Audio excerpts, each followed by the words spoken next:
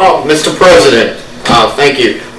Former President Trump has been visiting communities, the Bronx, Detroit. While you visited Hollywood, what do you have to say to the African American community? If you have a problem figuring out whether you're for me or Trump, then you ain't black. Mr. President, how can you relate to so many diverse backgrounds and cultures that make up America? And so I was sort of raised in the Puerto Rican community at home politically. I probably went to shul more than many of you did. You all think I'm kidding. He can tell you I'm not. I'm not.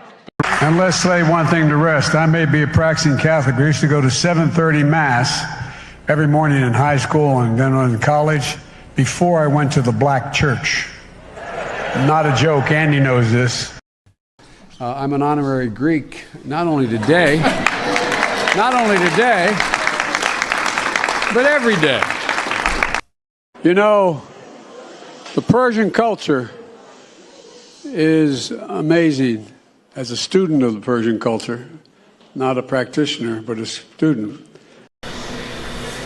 Mr. President, why do you sniff kids? Please, God, let me just sniff his hat. Let me just sniff his hat. That's all I want.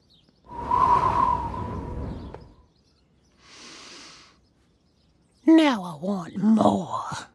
Mr. President, what do you like better, sniffing kids or ice cream? I dig kids.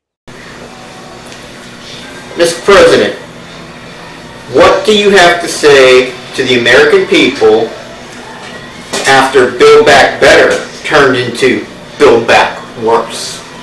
How many times do you have to prove we can't be trusted? Mr. President, how much is China paying the Biden family to shut down our fossil fuel industry and go with the electric batteries made in China? Somewhere between $700 billion and $1.3 billion. Mr. President, what were your instructions to the military in Afghanistan when the Taliban was trying to take over the country? Run away! Run away! Mr. President, what do you think of the job you've done securing the border? I was going to put him.